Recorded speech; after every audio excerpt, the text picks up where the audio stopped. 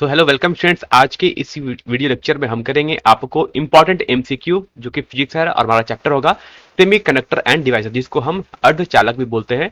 Video हमारा English और हिंदी दोनों में है, तो दोनों स्टूडेंट्स के लिए ये वीडियो यूजफुल है। बात करते हैं सबसे पहले आप लोग पेन पेपर लेकर बैठ जाओ, क्योंकि जब भी अगर आप लाइव टेस्ट दे रहे हो तो आपको पेन पेपर साथ लेकर बैठना है। तो स्टार्ट करते हैं। आज का पहला क्वेश्चन कह रहा है कि on increasing the temperature the specific resistance of A semiconductor.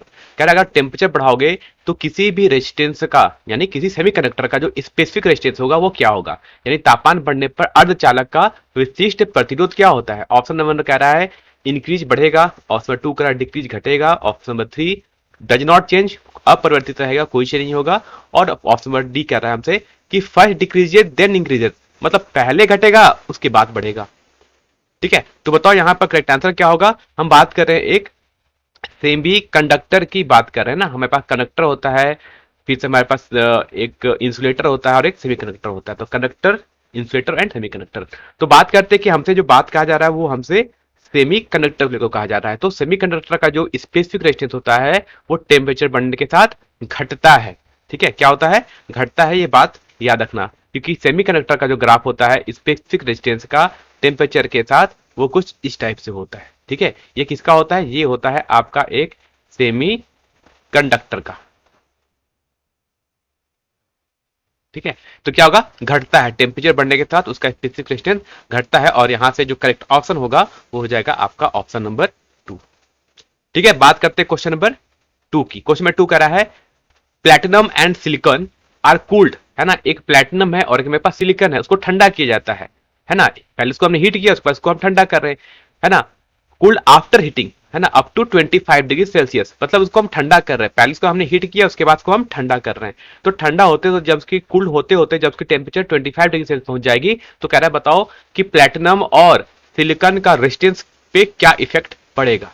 ठीक है, तो हम क्या कर रहे हैं? हम टेम्परेचर को डिक्रीज कर रहे हैं ना, कूल कर रहे हैं। कूल करने का मतलब होता है टेम्परेचर को कम करना, डिक्रीज करना।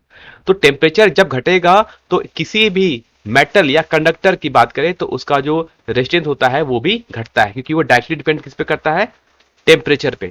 तो बात करता है हमारे पास एक गिवन है, हमारे पास प्लेटिनम। ठीक है, तो बात होता है प्लेटिनम क्या है? प्लेटिनम एक मेटल है, और एक बात कर रहा है सिलिकन। सिलिकन क्या है? सिलिकन एक सेमी कंडक्टर है। ठीक है, तो प्लेटिनम का अगर टेम्परेचर, है ना, टेम्परेचर अगर डिक्रीज करेगा तो इसका जो रेजिस्टेंस है वो भी डिक्रीज करेगा, क्योंकि ये चलता है डायरेक्टली प्रोपोर्शनल होता है। बात करते हैं एक सिलिकॉन की जो कि एक सेमीकंडक्टर है, तो अगर इसका टेम्परेचर डिक्रीज करेगा तो इसकी रेजिस्टेंस बढ़ जाएगी, क्योंकि ये इनवर्सली प्रोपोर्शनल चलता है। बात समझ आ गया? तो यहां से करेक्ट ऑप्शन क्या होना चाहिए कि सिलिकॉन का रेजिस्टेंस इंक्रीज करना चाहिए और प्लेटिनम का डिक्रीज करना चाहिए। ठीक है, तो करेक्ट ऑप्शन होगा यहां से ऑप्शन नंबर बी।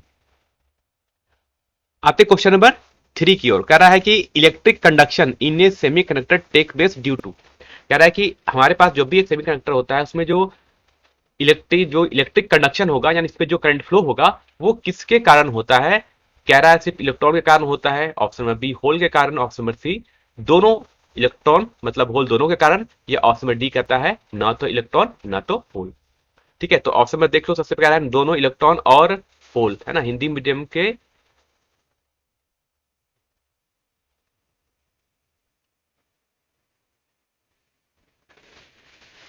ना तो इलेक्ट्रॉन और न ही होल, तो ऑप्शन नंबर डी कह रहा है ना तो इलेक्ट्रॉन और न ही होल। किसके कारण होता है? किसी भी सेमीकंडक्टर में करंट का जो फ्लो होगा वो किसके कारण होता है? वो होता है हमारा इलेक्ट्रॉन एंड होल दोनों के कारण, यानी बोथ ऑप्शन, यानी दोनों के कारण इलेक्ट्रॉन का वहां पर जो करंट फ्लो होता है वो दोनों के कारण होता है, इलेक्ट्रॉन एंड होल दोनों के कारण। बात करते हैं क्वेश्चन 4 में। कह रहा है which of the following energy band diagram show the n type semiconductor. देखो हमसे कहा है एन टाइप सेमीकंडक्टर होना चाहिए, एन टाइप का एक अर्धचालक होना चाहिए। कह रहा है कि इसके लिए एनर्जी बैंड डायग्राम क्या होना चाहिए, यानी ऊर्जा प्रतिक्रिया का चित्र क्या होना चाहिए। तो सबसे पहली बात तो हमें पता है कि जब भी हम एनर्जी बैंड डायग्राम बनाते हैं तो सबसे ऊपर में क्या होता है? कौन सा बैंड? ऊपर होता है कंडक्शन बैंड, नीचे होता है वैलेंस बैंड। तो चालक बैंड ऊपर होगा और संयोजी बैंड नीचे होना चाहिए। तो ऑप्शन नंबर देखो, पहली बात तो ऑप्शन नंबर 1 और 2 में ही कोई सही है, क्योंकि इसी में कंडक्शन बैंड ऊपर है और वैलेंस बैंड मतलब संयोजक बैंड नीचे है। बाकी ऑप्शन 3 और 4 तो होने का चांस नहीं है, क्योंकि इसमें डायग्राम ही उल्टा बना हुआ है ना, वैलेंस बैंड ऊपर कंडक्शन बैंड नीचे। तो ये ऑप्शन तो नहीं होंगे, ये दोनों तो पहले ही कट गए, 3 और 4, है ना।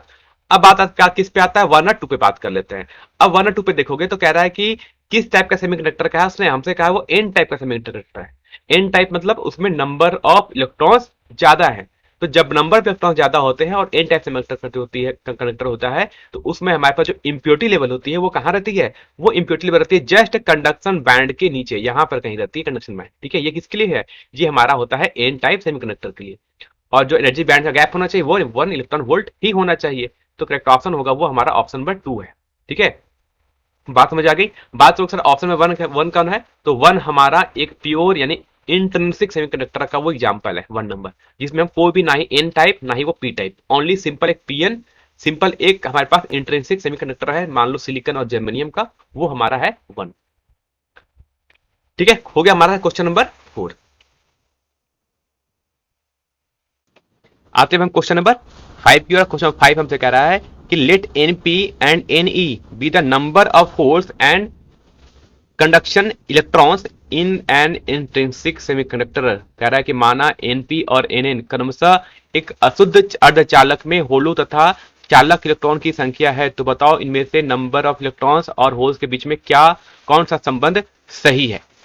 ठीक है, ध्यान देखना क्वेश्चन नंबर 1 हमसे क्या क्या कर रहा है, यहाँ पर ऑप्शन देखना कि हमसे कह रहा है जो कनेक्टर सेमीकंडक्टर वो किस टाइप का है, एक्सट्रिंसिक है, मतलब एक अशुद्ध अर्धचालक है, एक्सट्रिंसिक है।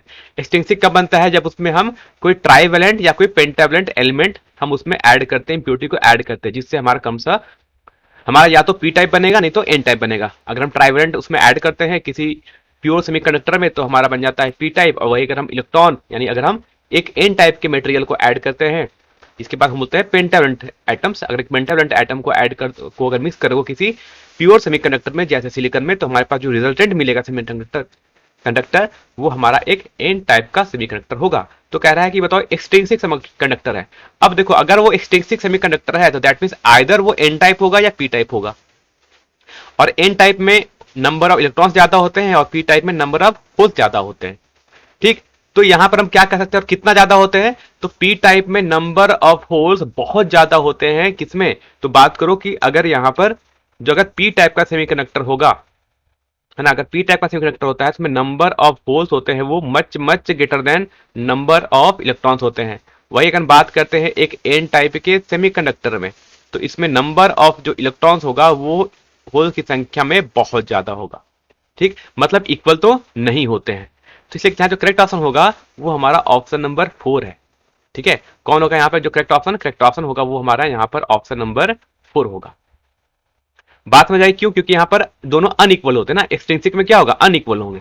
ठीक है, और पी टाइप में नंबर ऑफ होल्स ज्यादा होंगे, बहुत ज्यादा होंगे, और एन टाइप में नंबर ऑफ इलेक्ट्रॉन्स बहुत ज्यादा होंगे, इसलिए करेक्ट ऑप्शन होगा वो हमारा 4 होगा। आपके क्वेश्चन में 6 में कह रहा है एक पी टाइप के सेमीकंडक्टर में क्या होता है ना, एक पी टाइप का सेमीकंडक्टर क्या होता है, यानी एक पी प्रकार का अर्धचालक क्या होता है, धन आवेशित पॉजिटिव चार्ज होता है, नेगेटिव चार्ज होता है, अनचार्ज होता है, या फिर उसमें वो अनचार्ज होगा कब तक, 0 केल्विन तक, बट वो चार्ज हो जाएगा जैसे ही वो अगर उसका टेम्परेचर बढ़ जाएगा। तो याद रखना कि एक एन टाइप की सेमीकंडक्टर की बात करो चाहे वो एक पी टाइप की सेमीकंडक्टर की बात करना, याद रखना दोनों हमेशा अनचार्ज होते हैं, मतलब दोनों न्यूट्रल होते हैं। ठीक है, ये बात रखना, ऐसा नहीं कि एन टाइप में नंबर ऑफ इलेक्ट्रॉन ज्यादा है तो वो क्या कह रहे हैं कि वो हमारा उस पर नेगेटिव चार्ज ज्यादा है, और पी टाइप का सेमीकंडक्टर उसमें होल्स ज्यादा है तो उसमें वो पॉजिटिव चार्ज है, ऐसा नहीं है। ठीक है, क्योंकि ये एक बॉन्ड टूटता है ना तब ये बनता है हमारा एक कोवलेंट बॉन्ड से एक इलेक्ट्रॉन फ्री होता है। ठीक है, तो याद रखना कि ये क्या होता है, ये हमेशा अनचार्ज होते हैं। ठीक है, ये निरावेशित होते हैं, इसमें कोई सी प्रकार का कोई चार्ज नहीं होता है, चाहे वो पी टाइप हो चाहे वो एन टाइप की हो। आपके क्वेश्चन नंबर 7 को लिख रहा है कि when an impurity is doped in an intrinsic semiconductor, एक इंट्रिंसिक सेमीकंडक्टर मतलब एक शुद्ध अर्धचालक में अगर हम कोई इम्प्योरिटी को ऐड करते हैं तो उसकी कंडक्टिविटी यानी उस सेमीकंडक्टर की कंडक्टिविटी क्या होती है, बढ़ती है या घटती है। तो जैसे अगर आप उसमें एक आप इम्प्योरिटी ऐड करोगे किसी भी इंट्रिंसिक सेमीकंडक्टर में, जैसे सिलिकॉन या जर्मेनियम में अगर आपने मान लो फास्फोरस या एल्युमिनियम या इंडियम मान लो आपने मिक्स कर दिया, क्यों मिक्स करते हैं, हम मिक्स इसलिए करते हैं ताकि उस सेमीकंडक्टर की कंडक्टिविटी बढ़ जाए। ठीक है, तो हम क्यों मिक्स करते हैं, ताकि उसकी कंडक्टिविटी बढ़ जाए, इसलिए इंप्योरिटी ऐड करने पर उस सेमीकंडक्टर की कंडक्टिविटी बढ़ जाती है। क्वेश्चन नंबर 8 कह रहा है if n e and n h are the number of electrons and holes in a semiconductor heavily doped with phosphorus. अब देखो उसके साथ किस में हमने मिक्स किया है, हमने यहाँ पर जो मिक्स किया है वो हमारा फास्फोरस है। फास्फोरस किस टाइप का एलिमेंट है, एक पेंटावेलेंट है ना। फास्फोरस कैसा होता है, एक पेंटावेलेंट, यानी फास्फोरस को ऐड करने पर वो किस टाइप का सेमीकंडक्टर बन जाएगा, ये ऐड करने पर है ना, फास्फोरस को जैसे ही आप ऐड कर दोगे फास्फोरस को, तो वो किस टाइप का सेमीकंडक्टर बन जाता है, हमारा एन टाइप बन जाता है, क्योंकि एक पेंटावेलेंट क्या है, हमारा एटम है, कौन, फास्फोरस। तो जैसे ही एन टाइप बन जाएगा, तो एन टाइप में क्या होता है, हम जानते हैं कि एन टाइप में नंबर ऑफ इलेक्ट्रॉन्स होते हैं, उनकी संख्या नंबर ऑफ होल्स की संख्या में बहुत ही ज्यादा होती है। तो करेक्ट ऑप्शन कौन सा होगा, 8 नंबर करेक्ट ऑप्शन हो जाएगा, वो आपका होगा ऑप्शन नंबर 1 हो जाएगा। बात करते हैं क्वेश्चन नंबर 9 की, कह रहा है two wire p and q made up of different materials, है ना, मेरे पास दो वायर हैं जो कि अलग अलग चीजों से बने हुए, हैव द सेम रेजिस्टेंस, और उनका रेजिस्टेंस भी सेम है रूम टेम्परेचर पर। मतलब अभी जितना भी अभी जैसे रूम का टेम्परेचर है, तो उसका हम कह रहे हैं कि उसका जो रेजिस्टेंस वो भी सेम है। ठीक, कह रहा है वेन हीटेड, अब बस को अगर हम हीट कर रहे हैं, हीट करने पर क्या हो रहा है कि when heated resistance of P increase, heat करने का मतलब है हीट करने पर टेम्परेचर बढ़ेगा, टेम्परेचर बढ़ रहा है तो पी का रेजिस्टेंस बढ़ जा रहा है, जबकि क्यू का रेजिस्टेंस घट जा रहा है। तो उससे बताओ पी और क्यू क्या है। तो हमें पता है कि एक कंडक्टर है ना, एक कंडक्टर का रेजिस्टेंस टेम्परेचर बढ़ने के साथ बढ़ता है। ठीक है, अभी बताया था मैंने कि कंडक्टर का जो, एक बात करते हैं कंडक्टर, ठीक है, एक कंडक्टर का जो रेजिस्टेंस होगा वो बढ़ता है कब, जब टेम्परेचर बढ़ेगा। ठीक, और एक सेमी कंडक्टर का बताते हैं, इसमें जस्ट इनवर्स होता है, उल्टा होता है। ठीक है, इसका रेजिस्टेंस घटेगा अगर टेम्परेचर बढ़ जाए तो अगर टेम्परेचर बढ़ाने पर कंडक्टर का रेजिस्टेंस बढ़ता है, जबकि सेमीकंडक्टर का रेजिस्टेंस घट जाता है। तो कह रहा है कि पी का रेजिस्टेंस बढ़ जा रहा है, क्वेश्चन क्या कह रहा है हमसे, पी का रेजिस्टेंस बढ़ रहा है जबकि क्यू का डिक्रीज कर जा रहा है। तो पी क्या होना चाहिए, किसका बढ़ता है टेम्परेचर बढ़ने के साथ, टेम्परेचर बढ़ने के साथ यानी हीट करने पर किसका रेजिस्टेंस बढ़ जाएगा, एक कंडक्टर का रेजिस्टेंस बढ़ जाएगा, जबकि एक सेमीकंडक्टर का रेजिस्टेंस घट जाएगा। इसका मतलब क्या है, पी क्या है, पी एक हमारा कंडक्टर है, जबकि क्यू क्या है, हमारा एक सेमीकंडक्टर है। और यहां से करेक्ट ऑप्शन होगा वो आपका ऑप्शन में हो जाएगा 4, है ना। पी एक चालक है और क्यू एक अर्धचालक है। क्वेश्चन नंबर 10 कह रहा है इन an intrinsic semiconductor the number of electrons and holes eight room temperature. कह रहा है एक इंट्रिंसिक सेमीकंडक्टर है ना, एक शुद्ध अर्धचालक है। तो जो एक शुद्ध अर्धचालक होता है उसमें हमें पता है क्या होता है कि number of electrons and number of holes क्या होते हैं, दोनों इक्वल होते हैं। तो करेक्ट ऑप्शन क्या होगा, ए होगा, ऑप्शन नंबर 1 हो जाएगा। क्वेश्चन नंबर 11 कह रहा है a semiconductor wire is connected in an electric circuit in series and the temperature of semiconductor increases the current in the circuit। अब क्वेश्चन बड़ा अच्छा है, पर मैंने क्या करा है कि कह रहा है मेरे पास एक सेमी, ये जो वायर बना हुआ है ना, ये एक सेमी कंडक्टर का वायर बना हुआ है। ठीक है, ये जो मैंने वायर है, ये वायर किसका है, ये एक सेमी कंडक्टर का वायर बना हुआ है। ठीक, कह रहा है कि और इसको हमने सीरीज में लगाया हुआ है, एक सर्किट में सीरीज में लगा हुआ है। कह रहा है कि अगर टेम्परेचर बढ़ेगा तो बताओ सर्किट में करंट क्या होगी। तो हमें पता है, मान लो अगर इसका वोल्टेज V है और इसका रेजिस्टेंस R है, तो करंट फ्लो कितना करेगा I। तो हमें पता है I इक्वल टू होता है V/R। ठीक, अब टेम्परेचर बढ़ाओगे तो क्या बढ़ेगा, टेम्परेचर बढ़ाओगे तो सिंस ये सेमीकंडक्टर का बना हुआ वायर, तो टेम्परेचर बढ़ने के साथ इसका रेजिस्टेंस क्या हो जाएगा, कम हो जाएगा। अगर रेजिस्टेंस, अब बताओ वोल्टेज तो सेम है, हमने जो बैटरी अप्लाई किया वो तो फिक्स है, तो यहां पर कौन किस पे डिपेंड कर रहा है, यानी वोल्टेज है वो, यानी हम कहते हैं कि जो करंट है ना, यहां जो बात करेंगे, जो करंट है वो इनवर्सली प्रोपोर्शनल टू रेजिस्टेंस है। तो अगर टेम्परेचर बढ़ेगा तो इस सेमीकंडक्टर वायर का रेजिस्टेंस घटेगा, और रेजिस्टेंस घटेगा तो करंट बढ़ जाएगा, यानी अगर आर अगर घटेगा तो करंट क्या हो जाएगा, करंट हमारा बढ़ जाएगा। ठीक है, और रेजिस्टेंस क्यों घटा, क्योंकि टेम्परेचर बढ़ रहा था, और टेम्परेचर बढ़ेगा तो सेमीकंडक्टर का रेजिस्टेंस घटेगा, इसलिए। तो क्या कर रहा है, करेक्ट ऑप्शन क्या होना चाहिए, इंक्रीज, है ना, करंट बढ़ जाती है। क्वेश्चन नंबर 12 की बात कर रहे हैं in semiconductor at room temperature valence band are partially empty and conduction band are partially filled. कह रहा है एक रूम टेम्परेचर पर एक सेमीकंडक्टर में बताओ क्या होता है कि एक वैलेंस बैंड है जो पार्सली खाली होगा और एक कंडक्शन बैंड होगा वो पार्सली फिल होगा, ऐसा कह रहा है। 2 नंबर कह रहा है कि valence band are partially filled and conduction band are partially empty. कह रहा है कि जो हमारे पास वैलेंस बैंड है ना। बैलेंस बैंड मतलब जो संयोजी बैंड है वो पूरा भरा रहेगा और जो कंडक्शन बैंड है, ठीक है, वो क्या रहेगा, वो पूरा का पूरा खाली है। ऑप्शन नंबर 3 कह रहा है कि बैलेंस बैंड आर कंप्लीटली और फुल फिल्ड, मतलब संयोजी बैंड है वो पूरा भरा रहेगा। और ऑप्शन 4 कह रहा है कि जो कंडक्शन बैंड है वो फुल्ली इम्पिटी, मतलब जो चालक बैंड है वो पूरा खाली रहेगा। तो करेक्ट ऑप्शन क्या होना चाहिए? देखो हमसे बात कर रहा है वो रूम टेम्परेचर की बात कर रहा है ना। तो रूम टेम्परेचर में क्या होता है कि ये होता है हमारे पास कंडक्शन बैंड और नीचे होता है हमारे पास वैलेंस बैंड। ठीक है, ऊपर लिखिए मैं सीबी मतलब कंडक्शन बैंड, चालकता बैंड बोलते हैं चालक बैंड, और इसके संयोजी बैंड बोलते हैं, इसको हम लोग वैलेंस बैंड बोलते हैं यहाँ पर। अब देखो रूम, देखो इनके बीच का कितना होता है, 1 इलेक्ट्रॉन वोल्ट होता है एक सेमीकंडक्टर के एनर्जी बैंड गैप होता है। ठीक, अब कह रहा है रूम टेम्परेचर पे। अब देखो रूम टेम्परेचर होता है कितना, 25 डिग्री सेल्सियस। ठीक है, यानी टेम्परेचर तो बढ़ रहा है, यानी देखो टेम्परेचर बढ़ेगा तो उस जो भी इलेक्ट्रॉन्स है वैलेंस बैंड में है ना, जो वैलेंस बैंड में इलेक्ट्रॉन्स रहेंगे उनको कुछ तो एनर्जी मिलेगी।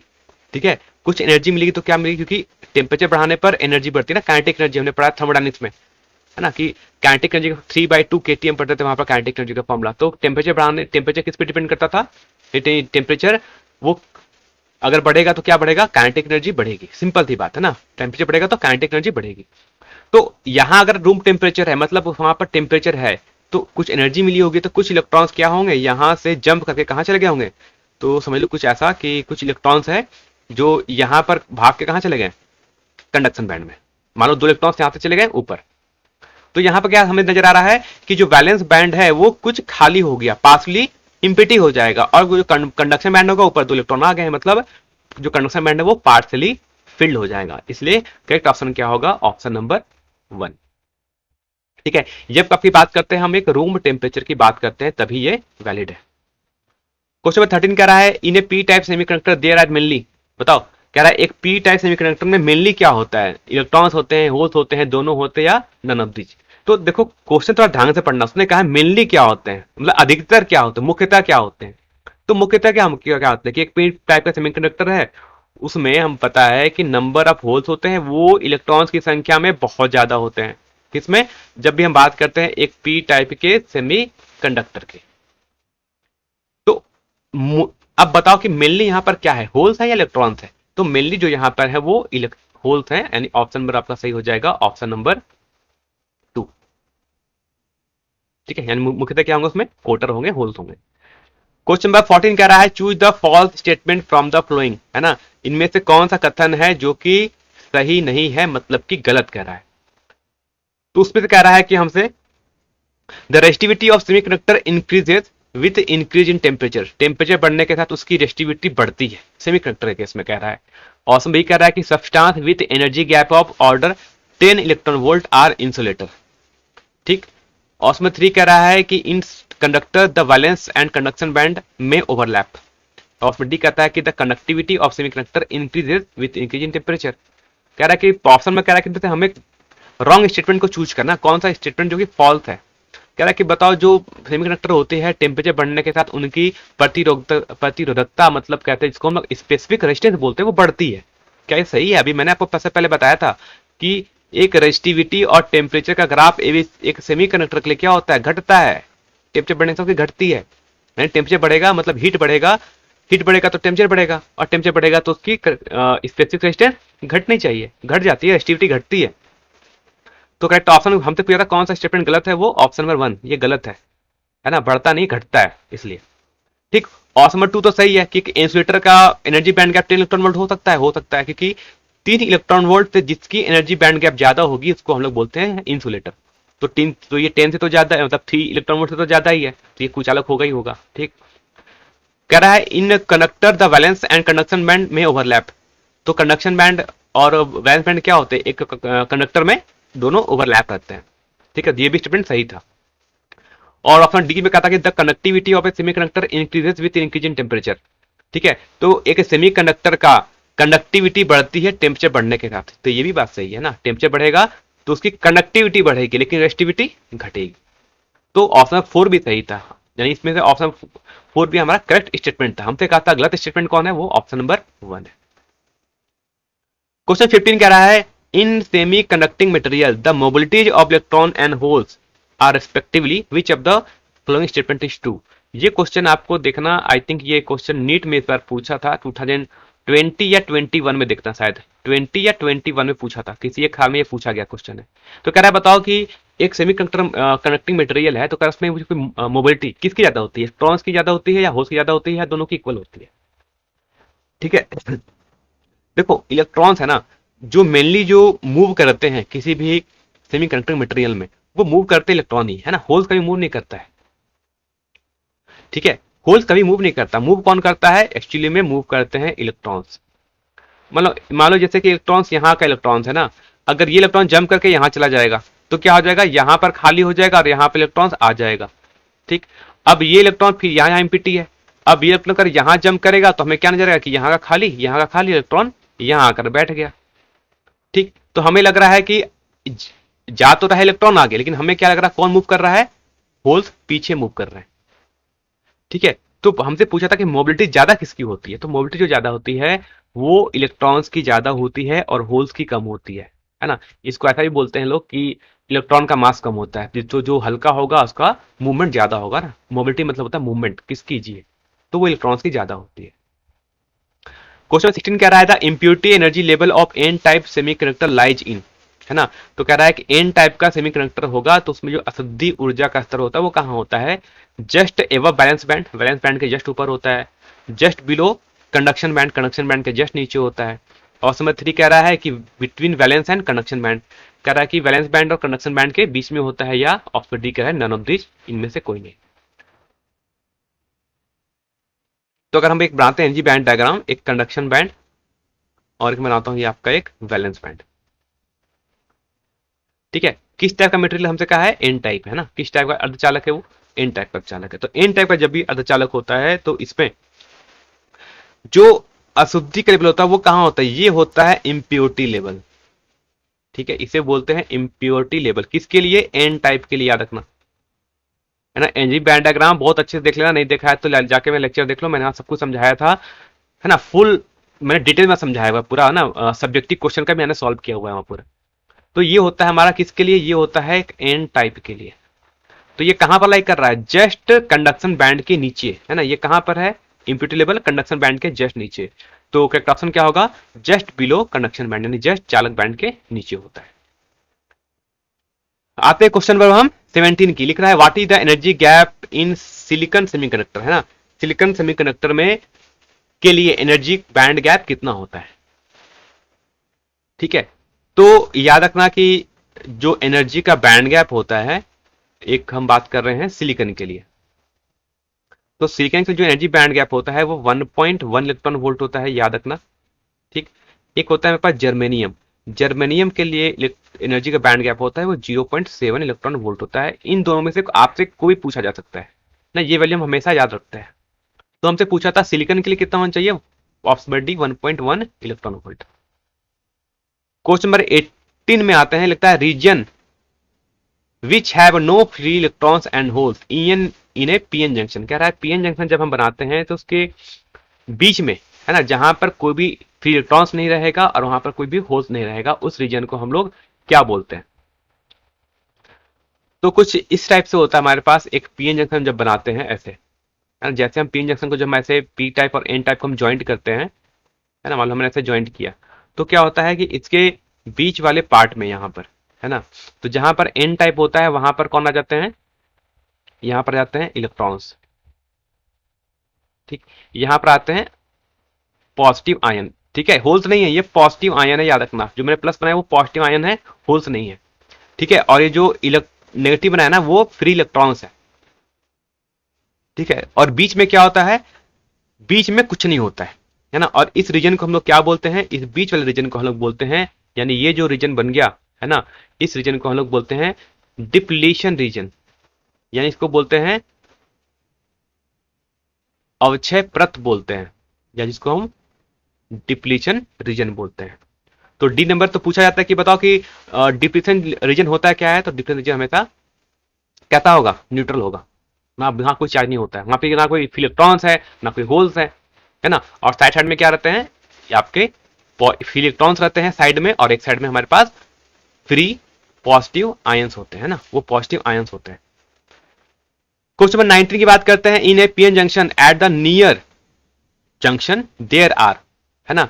वहां पर क्या होते हैं, अभी मैंने बताया था कि जब भी मैंने पीएन जंक्शन बनाया तो कह रहा है कि यहाँ पर क्या होते हैं, एक पी टाइप बना लिया मैंने, एन टाइप बना लिया, तो मैंने भी बताया था कि पी टाइप में नेगेटिव और इधर होते हैं पॉजिटिव।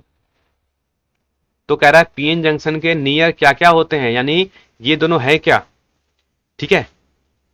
तो पीएन जंक्शन के नियर पॉइंट पे क्या होते हैं, एक नेगेटिव आयन, यानी ये जो नेगेटिव हो गया, नेगेटिव चार्ज इसे बोलते हैं नेगेटिव आयन, और इधर एन टाइप में कौन होते हैं, पॉजिटिव आयंस, ठीक है। तो ऑप्शन नंबर कौन सा होगा यहाँ से, ऑप्शन नंबर हो जाएगा 3 यहाँ से आपका करेक्ट, और क्वेश्चन 9 का हो जाएगा ऑप्शन नंबर 19 का हो जाएगा correct option, option number 3। Hello, बात करते हैं क्वेश्चन नंबर 20 की। क्वेश्चन नंबर 20 कह रहा है कि इन ए अनबायस्ड पीएन जंक्शन, कह रहा है कि अगर पीएन जंक्शन को अगर अबायसित, मतलब उसमें हमने कोई बायसिंग नहीं किया, ना इसको हमने फॉरवर्ड बैच में किया ना ही एक रिवर्स बैच में किया, मतलब सिंपल से बात कर रहा है कि एक पीएन जंक्शन ले लो, है ना, एक पी साइड और एक एन साइड को ऐसे ज्वाइंट कर दो, ठीक है, सिंपल हमने ऐसे ज्वाइंट कर दिया, एक पी साइड हो गया और एक एन साइड हो गया। तो मैं कहता जैसे आप इसको ज्वाइंट करोगे, कोई बैटरी हमने नहीं लगाया है, तो जैसे अगर आप बैटरी नहीं यूज करोगे तो क्या होगा, यहां पर एक डिप्लीशन रीजन बन जाता है, और क्या होता है कि इन साइड में क्या जाता है, पॉजिटिव आयंस आ जाते हैं, और ठीक, और पी साइड में क्या आता है, नेगेटिव आयंस आ जाते हैं कुछ इस टाइप से। तो यहां पर एक बैरियर पोटेंशियल डेवलप हो जाता है, वो कहां होता है, वो पॉजिटिव से नेगेटिव को यहां पर एक बैरियर पोटेंशियल, है ना, जिसको बोलते हैं पोटेंशियल बैरियर बोलते हैं, वो एक डेवलप हो जाएगा, को बोलते हैं पोटेंशियल बैरियर, ठीक। तो कह रहा है ये पोटेंशियल बैरियर कह रहा है कि कहां पर होगा, यानी हाई पोटेंशियल कहां का होगा, तो हाई पोटेंशियल क्या होगा, पॉजिटिव पे होगा, डायरेक्शन ये है ना पोटेंशियल का, तो ये होगा हाई पोटेंशियल पर होगा, और ये किस पे होगा, लो पोटेंशियल पर, क्योंकि पॉजिटिव से नेगेटिव की ओर, ठीक है, क्योंकि पी हमारा जो पॉजिटिव होगा वो हाई पोटेंशियल और नेगेटिव लो पोटेंशियल पर। तो हाई पोटेंशियल पर कौन है, तो हाई पोटेंशियल पर है वो हमारा एन साइड है, और लो पोटेंशियल पर कौन है, हमारा पी साइड है। तो करेक्ट ऑप्शन क्या होगा, करेक्ट ऑप्शन हो जाएगा कि high potential at n side and low potential at p side, यानी एन पर, एन जो एन साइड है वो उच्च विभव पर होगा, और पी हमारा एक निम्न विभव पर होगा, और हमारा करेक्ट ऑप्शन हो जाएगा 1। बात करते हैं क्वेश्चन नंबर 21 की। कह रहा है assuming that the junction diode is ideal, है ना, कह रहा है जंक्शन डायोड कैसा है, आइडियल डायोड है। तो मैंने कहा था अगर आप डायोड को अगर आइडियल मान लोगे तो फॉरवर्ड बायस में क्या होगा, अगर ये फॉरवर्ड बायस में रहा तो उसका रेजिस्टेंस कितना होगा, 0 होगा, और अगर वो डायोड अगर रिवर्स बायस में अगर लग गया है तो उसका जो रेजिस्टेंस होगा वो इनफाइनाइट होगा, कब, रिवर्स बायस के केस में। तो चेक करते हैं हमारे पास डायग्राम कैसे गिवन है। तो कह रहा है ये हमारे पास डायोड गिवन है इस टाइप से, ठीक है, ये एंड हमारा हो गया 3 वोल्ट, ये हो गया हमारा 1 वोल्ट, ठीक। अब बैटरी का हमें पता है ये पी साइड होता है और ये एन साइड होता है, ठीक। अब ये कौन 3 वोल्ट है हमारा हाई पोटेंशियल पर है, और 1 वोल्ट का हमारा लो पोटेंशियल पर है। तो जब हाई पोटेंशियल पी से जुड़ जाए तो बोलते हैं फॉरवर्ड बायस, और एन जुड़ जाए लो पोटेंशियल तो भी बोलते हैं हम लोग फॉरवर्ड बायस। तो ठीक है, यानी ये फॉरवर्ड बायस में इस केस में इसका रेजिस्टेंस कितना हो जाएगा, इसका रेजिस्टेंस हो जाएगा 0, यानी इसकी रेजिस्टेंस तो 0 है, लेकिन यहां पर देखोगे कि यहां एक रेजिस्टेंस लगा था पहले से, इसकी वैल्यू कितनी थी, 100 ओम। मतलब कि सिंपल समझ लो कि अब एक आपके पास ऐसा सर्किट बन गया कि एक 3 वोल्ट और एक यहां हो गया आपका, ये एंड हो गया 1 वोल्ट और रेजिस्टेंस हो गया आपका 100 ओम, ठीक। तो क्या होगा बताओ, करंट की वैल्यू कितनी होगी, कितना करंट फ्लो करेगा, तो करंट की वैल्यू होगी आई इक्वल टू होगा पोटेंशियल डिफरेंस कितना होगा, 3 minus 1 volt divide by resistance कितना हो जाएगा 100, तो हो जाएगा ये 2/100, ठीक। और इसको चाहो तो आप लिख सकते हो 2/100 हो जाएगा, तो 0.02 एम्पियर हो जाएगा, चाहे तो इसको अगर आप मिली एम्पियर में लिखना चाहो तो ये 20 मिली एम्पियर आप इसको लिख सकते हैं, ठीक है। कितना हो जाएगा, ये 20 मिली एम्पियर हो जाएगा यहां से करेक्ट आंसर, और आपका ऑप्शन हो जाएगा वो हो जाएगा आपका ऑप्शन नंबर 2 हो जाएगा करेक्ट यहां से 20 मिली एम्पियर, ठीक है। ये हो गया हमारा क्वेश्चन नंबर 21। बात करते हैं क्वेश्चन नंबर 22 की। लिख रहा है which of the flowing diode is reverse bias, कह रहा है इसमें से कौन सा एक डायोड है जो कि रिवर्स लगा हुआ है, यानी तो उत्क्रम अभिदित बोलते हैं वो लगा हुआ है। तो सबसे पहले बात हमें पता करना पड़ेगा कि आखिर एक डायोड को हम रिप्रेजेंट कैसे करते हैं, और एक डायोड का पी टाइप कौन होता है और एक एन टाइप क्या होता है। तो एक डायोड की बात करो तो एक डायोड समझ लो, ये हमारा हो गया एक डायोड, ठीक है। तो डायोड का ये साइड होता है पी टाइप होता है, और ये साइड होता है वो एन साइड, ठीक है। बात याद रहेगा कैसे, इसे बोलते हैं पी साइड और इसे बोलते हैं लोग एन साइड, यानी जहां लकीर है सीधा ये होता है हमारा एन साइड और ये होता है हमारा पी साइड। बात समझ आ गया, ठीक। अब बात करते हैं पोस्ट कब होगा हमसे रिवर्स बैच का, है ना। तो रिवर्स बायस कब होगा, याद रखो। मैंने यार डायग्राम बना दिया एक पीएन जंक्शन डायोड। ठीक, मैं दो बनाता हूं यहां पर ना, अब इसको समझना अच्छी तरीके से। ठीक, कह रहा है कि अगर कब होगा ये फॉरवर्ड बायस कब होगा, रिवर्स बायस कब होगा।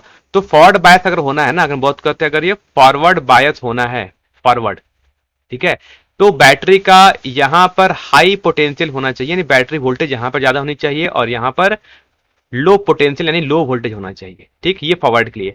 अगर बात करोगे, अगर आप एक रिवर्स बायस के लिए, यानी जो नीचे का डायग्राम है, ठीक है, तो ये होता है हमारा लो पोटेंशियल पर और ये होगा हमारा हाई पोटेंशियल पर। ठीक, कहने का क्या मतलब है कि हमारा जो पी साइड होगा अगर वो हाई पोटेंशियल पे लगा हुआ है और एन साइड अगर लो पोटेंशियल पे लगा हुआ है, तो इसको लोग बोलते हैं फॉरवर्ड बायस। और जब रिवर्स बायस कब बोलेंगे, जब पीएन जंक्शन डायोड का पी साइड लो पोटेंशियल से और एन साइड हाई पोटेंशियल रहेगा, तो इसको बोलेंगे रिवर्स बायस। अब चेक करते हैं कहां कहां पर। तो डायोड में सबसे पहले तो ये बना लो कौन प्लस नेगेटिव है ना, तो ये पी साइड हो गया, ये एन साइड हो गया। अब बताओ हाई पोटेंशियल कौन है, ये है ग्राउंड है ना, ऑप्शन वन देखो, ये ग्राउंड, ग्राउंड का पोटेंशियल कितना होता है, 0 वोल्ट। ठीक है, तो हाई पोटेंशियल कौन है, हाई पोटेंशियल पे हमारा ये है, क्योंकि एक हो गया -5, -5 क्या है, 0 से कम है, तो ये होगा लो पोटेंशियल। तो अब ये क्या होगा, हाई पोटेंशियल को हमने जोड़ा है पी साइड से, तो बनता है वो फॉरवर्ड बायस, ये तो नहीं होगा, गलत। और उसमें 2 की बात करते हैं तो नीचे 5 वोल्ट है, ऊपर में है 10 वोल्ट, तो 10 वोल्ट हो गया हाई पोटेंशियल, ठीक है, और 5 वोल्ट हो गया लो पोटेंशियल। और एक डायोड की बात करें तो डायोड में ये हो गया हमारा इन साइड, ये हो गया पी साइड। फिर देखो पी जुड़ गया हाई पोटेंशियल से, तो फिर बन जाएगा ये फॉरवर्ड बायस, ये भी गलत हो गया। और उसमें 3 के देखते हैं, तो 3 में है एक -10 वोल्ट और एक है ग्राउंड, ग्राउंड का वोल्टेज होता है 0 वोल्ट, तो ये हो जाएगा हमारा हाई पोटेंशियल पे, क्योंकि 0 वोल्ट ज्यादा होता है -10 के कंपेयर में, ये हो जाएगा लो। ठीक, और ये हो गया पी साइड, ये हो गया एन साइड। अब देखोगे कि यहां पर है कि जो पी साइड है वो किसे लग गया, लो पोटेंशियल से, और एन साइड लग गया हाई पोटेंशियल से, तो इसे क्या बोलते हैं, इसे लोग बोलते हैं रिवर्स बायस, इसलिए ऑप्शन नंबर 3 यहां पर सही है। ऑप्शन नंबर 4 भी चेक कर लेते हैं। ठीक है, तो देखो ये हो गया हमारा एन साइड, ये हो गया पी साइड। ठीक, -12 वोल्ट और एक -5 वोल्ट, तो -5 वोल्ट ज्यादा है क्योंकि नेगेटिव में है, तो ये हो जाएगा हमारा हाई वोल्टेज है, यानी हाई पोटेंशियल पर, और ये लो पोटेंशियल पर। फिर देखो एन जुड़ गया लो से, पी जुड़ गया हाई से, और जब पी जुड़ता है हाई से, एन जुड़ता है लो से, तो उसे बोलते हैं फॉरवर्ड बायस, यानी ये भी फॉरवर्ड बायस में, यानी ऑप्शन नंबर 3 है वही एक रिवर्स बायस में है, इसलिए ऑप्शन नंबर 3 हो जाएगा यहां से करेक्ट। ठीक है, ये क्वेश्चन बहुत ज्यादा चांसेस हैं आने के, और सीयूटी और नीट का तो ये फेवरेट क्वेश्चन है। बात करते हैं क्वेश्चन नंबर 23 की, कि देखा current I in the circuit will be, है ना, बताओ इस सर्किट में कितना करंट फ्लो करेगा। तो अब तक तो हमने पढ़ा था सिर्फ रेजिस्टेंस के बारे में, अब यहां पर डायोड भी लग गया। ठीक, अब याद रखते हैं डायोड है ना, चेक करो कि बैटरी का जो करंट कहां से कहां फ्लो कर रहा है, इधर से बैटरी का 5 वोल्ट लगाया तो करंट ऐसे चलेगा। ठीक, करंट ऊपर भी जाएगा और नीचे भी जाएगा, जब ये नीचे पे जाएगा तो उसे क्या मिलेगा, ये मिल जाएगा पी साइड, और ये हो गया एन साइड। बैटरी का पॉजिटिव पी साइड से जुड़ गया, है ना, देखो नीचे नीचे का जो बैटरी का पी साइड किसे जुड़ गया, डायोड के पी साइड से, और बैटरी के जो नेगेटिव को किसे जुड़ गया, एन साइड से, तो ये तो हो गया फॉरवर्ड बायस। ऊपर चेक करोगे तो ऊपर देख लो आपको क्या मिलेगा कि जो बैटरी का ये जो पॉजिटिव टर्मिनल है ये जा रहा है ऊपर, तो किससे मिल रहा है, डायोड के नेगेटिव से, क्योंकि ये होता है एन टाइप और ये होता है पी साइड। और बैटरी का जो नेगेटिव टर्मिनल है वो किससे मिल रहा है, डायोड के ऊपर वाले डायोड के पी साइड से, तो ऊपर तो हो गया किस में, ऊपर वाला जो टर्म हो गया वो हमारा हो गया रिवर्स बायस, है ना, ये रिवर्स में लगा हुआ है, और ये किस में लगा हुआ है, ये लगा हमारा फॉरवर्ड में। ठीक, और करंट रेजिस्टेंस कब बहुत ज्यादा होता है, तो रिवर्स केस में रेजिस्टेंस की वैल्यू बहुत ज्यादा हाई होती है, यानी उसमें करंट नहीं के बराबर फ्लो करता है। आइडियल केस में करंट इस सर्किट पे 0 होता है, किसमें, रिवर्स में। तो जो करंट फ्लो करेगा वो करंट कहां फ्लो करेगा, करंट बस इसी से फ्लो कर जाएगा, ऐसे, है ना, जो मैं बनाया बस करंट ऐसे ही फ्लो करेगा, करंट इससे बाहर नहीं जाने वाला, करंट बस ऐसे ही फ्लो कर जाएगा। ठीक है, इस सर्किट में। तो अब इस सर्किट में निकाल लो, एक आइडियल डायोड का जो रेजिस्टेंस होता है वो 0 होता है ना, फॉरवर्ड बायस में, फॉरवर्ड बायस में एक आइडियल डायोड का जो वोल्टेज होता है, जो रेजिस्टेंस होता है वो 0 होता है। तो यहां पर अब आप कैलकुलेट कर लो। ठीक है, तो कैसे लगाया, देखो नीचे 20 ओम और ऊपर 30 ओम, तो 20 ओम और 30 ओम लगे सीरीज में, तो इनका इक्विवेलेंट रेजिस्टेंस कितना आ जाएगा, वो आ जाएगा 50 ओम। ठीक, वोल्टेज कितना लगा है, वी लगा हमारा 5 वोल्ट, तो करंट का फॉर्मूला क्या होता है, वी बाई आर, तो रख लो वी की वैल्यू कितनी 5 और वोल्टेज कितना है 50, तो 5/50 एम्पियर, यहाँ पे करेक्ट आंसर ऑप्शन नंबर 2। बात समझ आ गया, सिंपल सा प्रॉब्लम था। हाँ, थोड़ा सा कंसेप्चुअल क्वेश्चन है कि आपको फॉरवर्ड बायस रिवर्स बायस पहले देखने आना चाहिए, और एक आइडियल केस में एक पीएन जंक्शन की वैल्यू यानी इसका जो रेजिस्टेंस होता है वो रिवर्स बायस पे इन्फिनिटी होता है, और एक फॉरवर्ड बायस का आइडियल रेजिस्टेंस वो 0 होता है। ठीक, इसमें फॉरवर्ड बायस में। क्वेश्चन बात करते हैं 24 की, लिखता है कि on increasing the reverse bias to a large value in PN junction diode the value of current क्या होती है ना। रिवर्स बायस में अगर आप वोल्टेज को बढ़ा दो, है ना, वोल्टेज को रिवर्स में बहुत बढ़ा दोगे, तो कह रहा है बताओ पीएन जंक्शन में जो करंट फ्लो करता है वो क्या हो जाती है। तो इसके लिए आपको पीएन जंक्शन का कैरेक्टरिस्टिक्स ग्राफ पता होना चाहिए। जब हम यहाँ पर वोल्टेज अप्लाई करते हैं और इधर हमारा करंट होता है, और करंट का रेंज होता है वो माइक्रो एम्पियर में चलता है, और इस केस में रिवर्स बायस वोल्टेज बढ़ाओगे तो आपकी करंट वैल्यू अचानक से सडनली इंक्रीज कर जाती है। ठीक है, और इस वोल्टेज को लोग क्या बोलते हैं, इस पॉइंट को लोग बोलते हैं ब्रेक डाउन वोल्टेज, है ना, इसे क्या बोलते हैं हम लोग, ब्रेक डाउन वोल्टेज बोलते हैं। तो इसमें क्या होता है, करंट सडनली बढ़ जाएगा अचानक, देखो करंट अचानक नीचे बढ़ रहा है। तो इसमें क्या होता है, रिवर्स वोल्टेज में या रिवर्स बायस में जैसे अगर आप एक रिवर्स पोटेंशियल को बढ़ाते चले जाओगे तो अचानक से क्या होगा, करंट बढ़ना शुरू हो जाएगा, अचानक से ना सडनली इंक्रीज कर जाता है। इसलिए ऑप्शन नंबर डी हो जाएगा करेक्ट। 25 की बात कर रहे हैं कि reverse bias applied to a junction diode, कह रहा है एक रिवर्स बायस अप्लाई करोगे एक जंक्शन डायोड पे, तो कह रहा है कि बताओ पोटेंशियल बैरियर क्या होगा, लो हो जाएगा, राइज कर जाएगा, बढ़ जाएगा, या increase the majority carrier current बढ़ जाएगा, या फिर increase the magnetic career current बढ़ जाएगा, है ना। तो रिवर्स बायस वोल्टेज जब भी आप अप्लाई करते हो, ठीक है, एक पीएन जंक्शन डायोड, मान लो अगर ये हो गया हमारे पास एक पीएन जंक्शन का डायोड, ठीक, ये पी साइड हो गया, ये हो गया एन साइड, कह रहा है रिवर्स बायस वोल्टेज मतलब पी को जोड़ दो नेगेटिव टर्मिनल से और एन को जोड़ दो पॉजिटिव टर्मिनल के बैटरी से, नेगेटिव पॉजिटिव। तो क्या करेगा, यहां पर जो पी साइड में क्या है, नंबर ऑफ होल्स है, ठीक है, होल्स क्या करेंगे, ठीक है। तो कह रहा है कि रिवर्स बायस, ठीक है, रिवर्स बायस हो गया, हम जोड़ दिया। कह रहा है कि जंक्शन डायोड में क्या होगा, तो देखो देखो कि यहाँ जंक्शन डायोड में क्या होगा कि यहाँ जो पी साइड में कौन रहेंगे, पी साइड में रहेंगे यहाँ पर नंबर जहां पर जो मेजोरिटी वो रहेंगे होल्स, ठीक, और एन साइड में क्या रहेंगे, यहाँ पर मेजोरिटी में रहेंगे इलेक्ट्रॉन्स। तो इलेक्ट्रॉन्स क्या करेंगे, ये जो पॉजिटिव टर्मिनल है इस इलेक्ट्रॉन को अपनी ओर खींचेगा, ये जो नेगेटिव टर्मिनल है इस इलेक्ट्रॉन्स को अपनी होल्स को अपनी ओर खींचेगा। तो होल्स जाएगा एन के साइड, इलेक्ट्रॉन्स जाएगा पॉजिटिव टर्मिनल के साइड, दोनों इधर जाएंगे तो क्या होगा, बीच का जो पोटेंशियल बैरियर है वो धीरे धीरे क्या होगा, यहाँ पर बढ़ना शुरू हो जाएगा, है ना। धीरे क्या होगा, क्योंकि होल्स इधर भाग गया, इलेक्ट्रॉन इधर भाग गए, तो बीच में क्या होगा, बीच का स्पेस जो पोटेंशियल का बैरियर है वो बढ़ना शुरू हो जाएगा। इसलिए करेक्ट ऑप्शन होगा वो आपका हो जाएगा राइज द पोटेंशियल बैरियर, है ना, यानी पोटेंशियल बैरियर क्या होता है, बढ़ जाएगा, बहुत बड़ा हो जाएगा, ये वो राइज कर जाएगा। क्वेश्चन 26 कह रहा है कि the correct statement for diode, है ना, कह रहा है कि डायोड के लिए करेक्ट स्टेटमेंट कौन है। कह रहा है ऑप्शन 1 की in full wave rectifier both diode work alternatively, मतलब एक जब आप फुल वेव रेक्टिफायर की बात करते हो, पूर्ण तरंग दृष्टिकारी की बात करते हो, तो उसमें जो दोनों डायोड लगे थे वो अल्टरनेटिव काम करते हैं, मतलब एक के बाद एक कार्य करते हैं, दोनों एक साथ वर्क नहीं करते हैं। ऑप्शन 2 कह रहा है in full wave rectifier both diode work simultaneously, कह रहा है कि ऑप्शन 2 में कि दोनों एक साथ कार्य करते हैं। ऑप्शन 3 कह रहा है कि efficiency of full wave rectifier and half wave rectifier is same, दोनों की एफिशिएंसी सेम है ना। क्या दोनों की एफिशिएंसी सेम होती है, नहीं, अलग अलग होती है ना, तभी तो हम हाफ वेव की जगह हम फुल वेव यूज करते हैं, दोनों की एफिशिएंसी अलग अलग थी, इसलिए हमने दो डिवाइस बना लिया, एक को फुल वेव बोल दिया और एक को हमने हाफ वेव बोल दिया।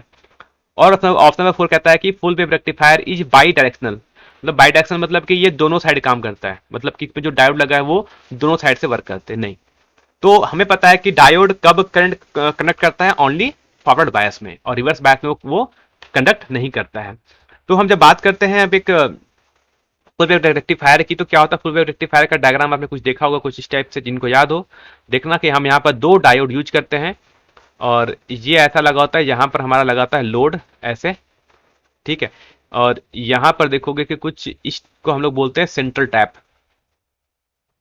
ठीक है। तो पहले ये रहेगा फर्स्ट हाफ साइकिल में, ये रहता है फॉरवर्ड बायस में, ऊपर रहेगा फॉरवर्ड वाला, नीचे रहेगा रिवर्स में, ठीक है। अगले हाफ साइकिल आएगी अल्टरनेटिंग करंट की, क्योंकि करंट जो होता है अल्टरनेटिंग, हमारे पास वोल्टेज या करंट होता है वो अल्टरनेटिव नेचर का होता है, मतलब उसका पोलरिटी चेंज होती है। तो पहले हाफ साइकिल में ऊपर रहेगा फॉरवर्ड बायस में, नीचे रहता है रिवर्स बायस में, और अगले हाफ साइकिल में क्या हो जाता है, ऊपर होता है रिवर्स बायस में, नीचे हो जाता है फॉरवर्ड बायस में। तो पहले हाफ साइकिल के लिए ऊपर वाला डायरेक्ट करंट कनेक्ट करता है और इलेक्ट्रॉन करंट पहुंचता है यहां तक, लोड तक, ठीक है, लोड तक पहुंचता है। और नेगेटिव, अगले नेगेटिव हाफ साइकिल में ये बन जाता है फॉरवर्ड बायस में नीचे वाला, और यहां तक करंट ऊपर पहुंचता है। यानी दोनों अल्टरनेटिव क्या करते हैं, एक साथ काम नहीं करते हैं। पहले हाफ साइकिल में ऊपर वाला काम करेगा, अगले हाफ साइकिल में नीचे वाला काम करेगा। इसलिए जो करेक्ट ऑप्शन होगा वो आपका होता है full wave rectifier. Both diode work alternately, मतलब अलग अलग कार्य करते हैं, एक के बाद एक, है ना, एक साथ काम नहीं करते हैं।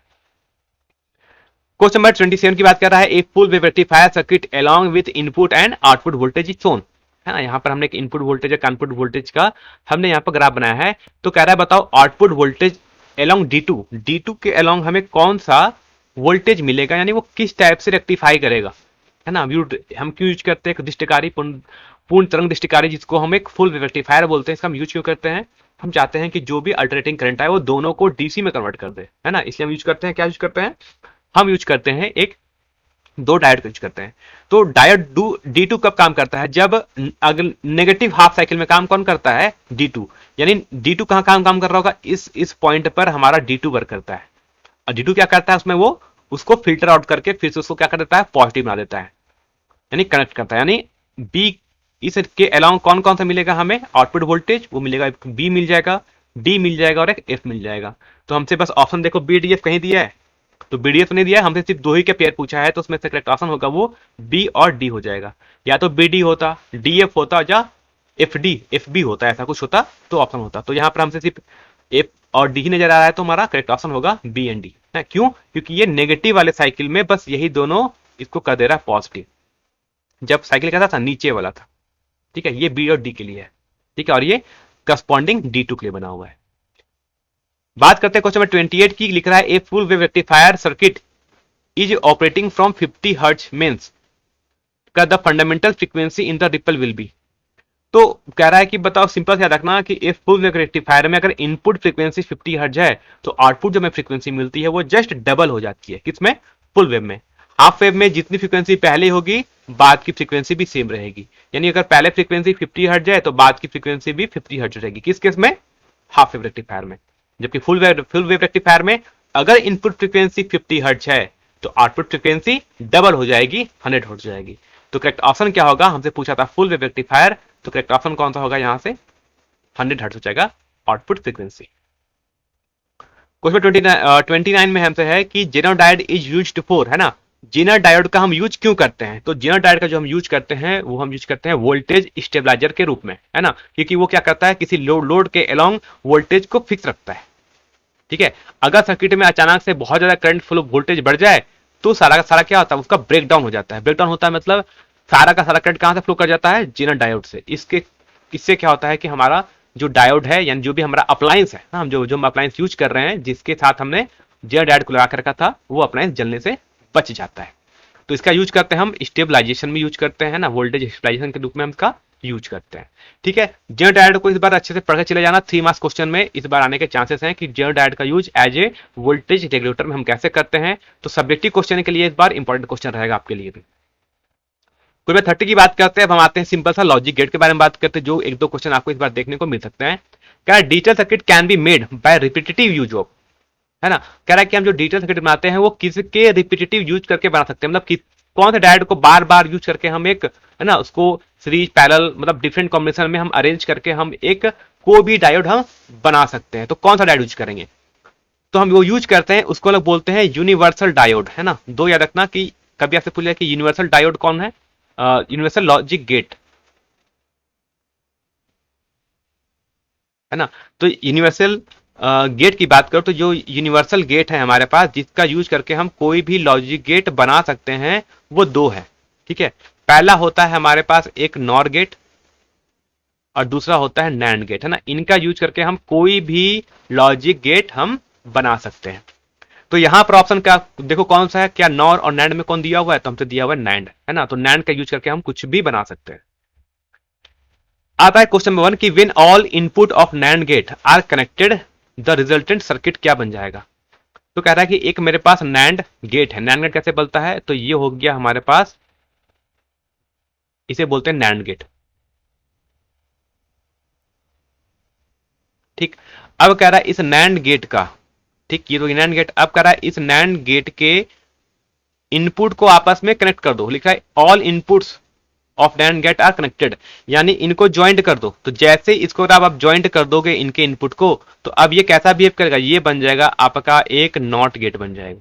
ठीक है, नॉट गेट हम ऐसे ही बनाते हैं, हाँ NAND यूज करके मैंने नॉट बनाते हैं। इसके लिए क्या करना पड़ता है, दोनों इनपुट को एक साथ ज्वाइंट कर देना पड़ता है। तो करेक्ट ऑप्शन होगा क्या बन जाएगा, ये एक नॉट गेट बन जाएगा। क्वेश्चन 32 की बात कर रहा है कि the circuit shown here is logically equivalent to, कह रहा है अब ये कौन सा गेट है, ये नॉर गेट है, याद रखना है ना, और के आगे डॉट लगा दो तो ये बन जाता है नॉर गेट। तो नॉर गेट कैसा होता है, ये हो गया हमारे, इसको बोलते हैं और, ठीक है, और आगे एक डॉट लगा दो तो बन जाता है नॉर, तो ये हो गया हमारे पास नॉर गेट।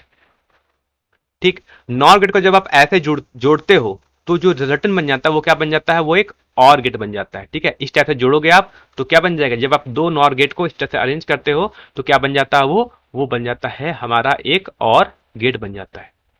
ठीक है, कैसे बन जाता है थोड़ा सा ये भी समझ लो, अगर आपको समझना चाहते हैं तो समझ लो कैसे, है ना। बाकी मेरा ये जाके लेक्चर देख लेना, लॉजिक गेट का पूरा मैंने वहां पर पूरा अच्छे तरीके से समझाया है। ठीक है, ये है हमारा एक नॉर गेट।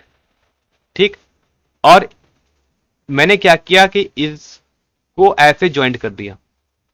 ठीक, अब यहां पर जो ये जो गेट है ना, ये कैसा बिहेव करता है, ये बिहेव करता है एज ए नॉट गेट के जैसा। ठीक है, तो नॉर के आगे नॉट लगा दो तो क्या कर देगा, नॉर का उल्टा क्या हो जाएगा, और, क्योंकि ये नॉर का आगे हमने क्या लगा दिया, नॉट लगा दिया है, तो नॉर का आगे नॉट लगा दोगे तो नॉर का उल्टा क्या हो जाएगा, है ना। नॉट क्या करता है, जस्ट उल्टा काम कर देता है, तो नॉर का उल्टा क्या कर देगा, वो बना देगा और गेट, इसलिए करेक्ट ऑप्शन होगा वो 1 हो जाएगा। आते कुछ नंबर 33 की लिख रहा है इन बुलियन अलजेब्रा ए बार डॉट बी बार किसके इक्वल होता है। तो इसके लिए थोड़ा सा, अगर जिन्होंने कंप्यूटर साइंस पढ़ा है उनके लिए बहुत ईजी है, ये हमारा होता है डी मॉर्गन लॉ। ठीक है, तो फिजिक्स में आने के चांस कम है, लेकिन फिर भी मैं बता दे रहा हूं, थोड़ा पढ़ लेना ना। डी मॉर्गन्स लॉ क्या होता है, डी मॉर्गन्स लॉ का कहने का मतलब होता है कि ए बार डॉट बी बार, इसकी वैल्यू हो जाती है ना, ए प्लस बी का होल बार, है ना, होल बार बन जाता है। और ए बार प्लस बी बार, ये क्या बन जाता है, ये बन जाता है ए बी का होल बार। ये डी मॉर्गन्स लॉ है। तो अगर डी मॉर्गन्स लॉ के अकॉर्डिंग देखो तो इसमें जो करेक्ट ऑप्शन होना चाहिए वो ये वाला फॉर्मूला पे था, तो ऑप्शन नंबर 2 हो जाएगा यहां से करेक्ट। क्वेश्चन 34 की बात करें, the out of the following universal gate, कह रहा है इनमें से बताओ यूनिवर्सल गेट कौन है। मैंने बताया था अभी, आइदर नॉर गेट होगा नहीं तो नैंड गेट होगा। ऑप्शन में कौन दिख रहा है हमें, सिर्फ ओनली नैंड, तो करेक्ट ऑप्शन क्या हो जाएगा, ओनली नैंड गेट। क्योंकि यूनिवर्सल गेट कौन कौन से है मैंने बताया था अभी, है ना। यूनिवर्सल गेट कौन कौन से थे, मैंने अभी 2 बताया था, 2 ही होते हैं, या तो नॉर गेट को बोलते हैं और एक हम नैंड गेट को बोलते हैं। ठीक है, तो यहां पर ऑप्शन में हमें दिख रहा है वो सिर्फ नैंड है, तो करेक्ट ऑप्शन क्या हो जाएगा, ऑप्शन नंबर 4 नैंड गेट। बात करते हैं क्वेश्चन नंबर 35 की, फिर से कह रहा है बताओ इनमें से कौन सा डायोड है जो कि फॉरवर्ड बायस में है ना। ये क्वेश्चन पीएमटी का क्वेश्चन है, ये एआई पीएमटी यानी मेडिकल का क्वेश्चन था, ये 2012 के आसपास का ये क्वेश्चन था। तो कह रहा है फॉरवर्ड बायस क्या होगा, तो फॉरवर्ड बायस चेक करना पड़ेगा, है ना। फॉरवर्ड बायस कैसे चेक करेंगे, तो देखो चेक करना, ये हमारे पास है 10 वोल्ट हाई पोटेंशियल, ये है कौन सा हमारा लो पोटेंशियल, तो ये हो गया हाई, हो गया हाई पोटेंशियल पर है, ये हमारा लो पोटेंशियल पर है। और लॉजिक गेट में हमें पता है कि किसी भी डायोड में, है ना, ये पी होता है और ये एन साइड होता है। ठीक है, तो हाई जुड़ा हुआ है पी साइड से और एन जुड़ा हुआ है, चलो देखो यहां से अच्छे से ना, अब देखो यहां पर नजर आएगा आपको अच्छे से। तो पहले वाले में अगर आप ध्यान दो तो यहां पर देखेगा कि पहला वाला जो हमारा हाई जुड़ा हुआ है पी साइड से और लो जुड़ा हुआ है एन साइड से, मतलब पहला वाला तो फॉरवर्ड बायस में है। दूसरे की बात करो तो दूसरे वाले में बात करोगे तो आपको नजर आएगा यहां पर कि ये हमारा लो है और ये हमारा हाई वोल्टेज पे है। क्यों, क्योंकि अर्थिंग होता है वो 0 वोल्ट है और 0 वोल्ट हमेशा हाई वोल्टेज होगा। तो लो जुड़ा हुआ है पी साइड से और हाई जुड़ा हुआ एन साइड से, ये तो नहीं होगा, ऑप्शन नंबर 1 तो होगा। ठीक, सी को चेक करते हैं तो -12 वोल्ट होता है वो लो वोल्टेज है और -5 वोल्ट है वो हाई वोल्टेज है। ठीक, और ये इसका पी साइड हो गया और ये एन साइड हो गया। ठीक, तो हाई जुड़ा हुआ पी साइड से, तो ये भी फॉरवर्ड बायस में है। डी को चेक करते हैं तो +5 वोल्ट हो गया और यहाँ का वोल्टेज है 0, तो 0 वोल्टेज हो जाएगा लो वोल्टेज और +5 वोल्ट हो जाएगा हाई वोल्टेज। ठीक, और ये डायोड का पी साइड है और ये एन साइड है, तो देखोगे कि ये पी साइड जुड़ा हुआ है लो वोल्टेज और एन साइड जुड़ा हुआ है हाई वोल्टेज, तो ये भी क्या हो जाएगा, रिवर्स बायस में। हमसे पूछा क्या था, ओनली फॉरवर्ड बायस, मतलब अगर बायसिस डायोड कौन कौन हो जाएगा, ओनली ऑप्शन नंबर ए और सी तो करेक्ट ऑप्शन हो जाएगा वो हमारा हो जाएगा ऑप्शन नंबर थर्ड, यहां से हो जाएगा करेक्ट सी एंड ए। ठीक है, तो ये था वो टोटल 35 क्वेश्चन थे हमारे MCQ semiconductor electronics end devices से। ऐसे क्वेश्चन आने के चांस आपके पूरे के पूरे जितने भी बोर्ड एग्जाम्स हैं ना, जो भी सेंट्रल बोर्ड हो, JAC, Jharkhand board, Bihar board, CBSE board, कोई भी है ना, यूपी बोर्ड, महाराष्ट्र बोर्ड, जो भी बोर्ड हो, सबके लिए इंपॉर्टेंट क्वेश्चन है। इवन ये नीट और आपके सीयूटी के लिए बहुत ही इंपॉर्टेंट क्वेश्चन है। ठीक है, तो अगर वीडियो अच्छा लगा हो तो चैनल सब्सक्राइब कर लो, और बाकी पीडीएफ आपको मिल जाएगा टेलीग्राम ग्रुप पर, आप ज्वाइन कर लोगे तो यहाँ पर पीडीएफ कुछ दिनों में अपलोड हो जाएगा।